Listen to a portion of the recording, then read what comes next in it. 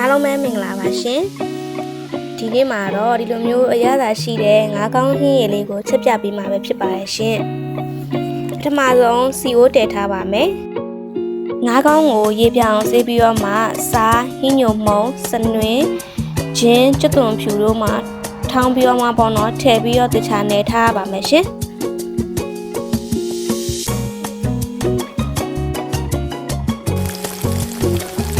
ချင်းကြက်သွန်ဖြူရုပ်သီးစိမ်ထောင်းထားတာလေးကိုထည့်ပြီးတော့မှစီတက်ပါမယ်ရှင်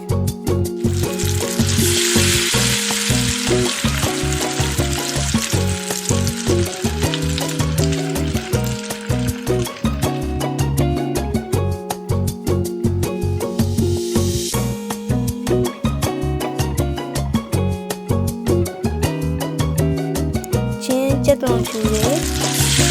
ခွေးလာပြီဆိုလို့ရှိရင်ငါးကောင်းလေးကိုထည့်လိုက်ပါမယ်နော်ငါးကောင်းထည့်ပြီးတော့မှွေပေးပါမယ်ရှင်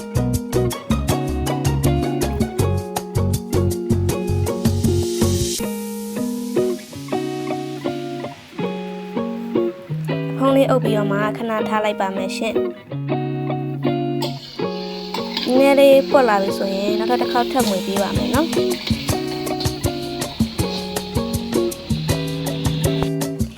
နည်းနည်းလေးထည့်လိုက်ပါမယ်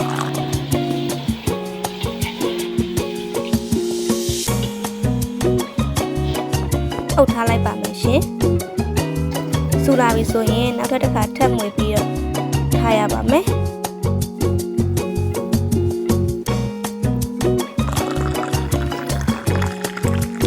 နောက်ထပ်ရေတစ်ပလားလောက်ထပ်ပြီးတော့မှထည့်လိုက်ပါမယ်ရှင်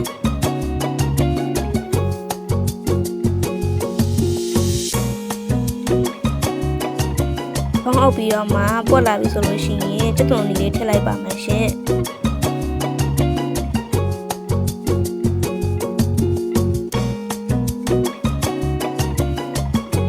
တစ်ဖက်တစ်ခွက်ဆိုတော့မှဆိုလို့ရှိရင်မုံညင်းလေးထည့်ပါမယ်ရှင်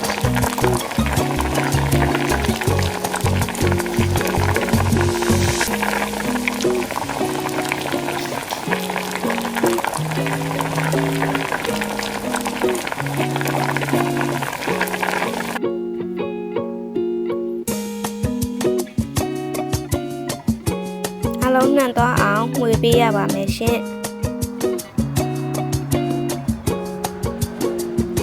မဆလာလေးနည်းနည်းထည့်ပါမယ်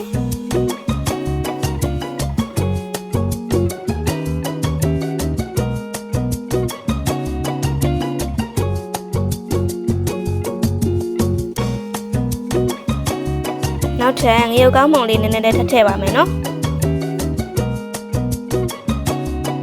ဟင်းကိုတမအောင်မှွေပြီးတော့သုံးဆောင်လို့ရပါပြီရှင်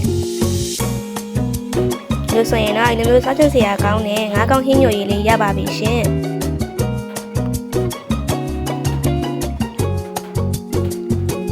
ချိုင်းနေတဲ့ရာပကံလုံးထဲမှာထည့်ပြီးတော့မှသုံးဆောင်လို့ရပါပြီရှင်ဗီဒီယိုလေးကိုအဆုံးထိကြည့်ပေးတဲ့အတွက်ကျေးဇူးအများကြီးတင်ပါတယ်ရှင်နောက်ထပ်ဗီဒီယိုတွေမှာပြန်လည်ဆုံတွေ့ကြမယ်နော်ကျေးဇူးအများကြီးတင်ပါတယ်ရှင်